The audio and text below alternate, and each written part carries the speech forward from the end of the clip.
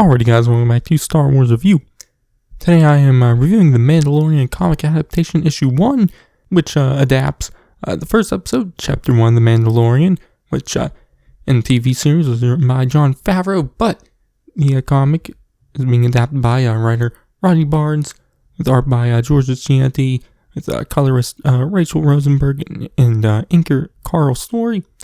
So yeah, it was a pretty straightforward adaptation of the first episode, introducing us to Din, seeing him on Pagadon, capturing the Mithril and collecting his bounty on it, heading back to Navarro for that, meeting up with Grief Karga, getting the bounty for Grogu, and meeting the client. He gives him, the piece of Beskar, and then heading back to the other Mandalorians, and, the armor, and getting his new shoulder pad thingy, and then him heading to Arvala 7, and meeting Queel, who then takes him to the encampment where, he fights the people and meets IG-11, and then ending with the cliffhanger of, the child, or Baby Yoda, or, now known as Grogu. So, it is pretty straightforward. The scenes do go by, pretty quick, because, it is adapting a 40-minute episode into a 30-page comic, and the episode is definitely one of the most planet-jumpy, lots more going on episodes of The Mandalorian, but, it gets all the important story beats down, and, did a good enough job at it. I am interested to, see the adaptations of, for instance, the next episode, which was definitely a smaller scale episode, and which can probably have better pacing in a comic format. So, I'm interested to see that, and just interested to see how the rest of the first season gets adapted into a comic. So, yeah. But this issue didn't add any new story details or elements, because there just wasn't enough time to do so. So with that, the adaptation is more about the art and visuals and whatnot, which I thought was solid in this issue. Cianti had done some of the art for the Marvel High Republic comic series, which the issues I've read what he's done, I wasn't a big fan of it in that series, but I think his style definitely worked a lot better for this series. Just kind of felt like it captured the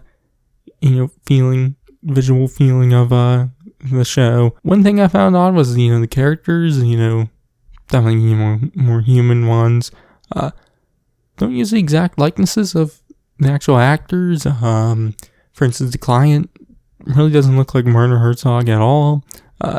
Grief Karga also kind of doesn't really look like Carl Weathers that much. There's a little bit there you can kind of see, but they don't really fully look like, the actual actors, which was kind of odd, but, it's really not that big of a deal. So, but, there was one visual I really liked, was when the armor is making Din's new shoulder pad, in the episode. When that's going on, we get glimpses of the flashbacks from, Din's childhood, which I really liked how it was portrayed in this issue. We see Din sitting there, looking at the armor. You can see her reflection in his helmet, while all around his head you see the flashbacks going on. If I'll remember, I'll put up the image of it on the screen. But that was a visual I liked.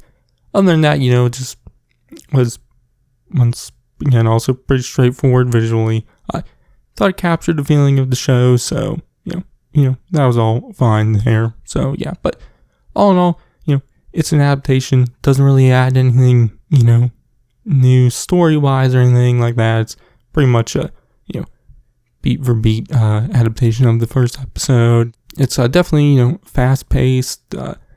Everything happens pretty quickly and doesn't capture the slow moments as great, but it gets all the, story beats down of the first episode. And, like I said, the art was solid. So, yeah. If you're looking for The Mandalorian in comic form, you'll probably enjoy it, I guess.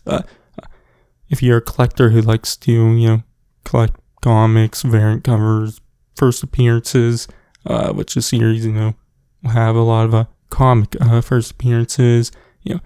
Then you might enjoy it. But if you're, not into the adaptations, or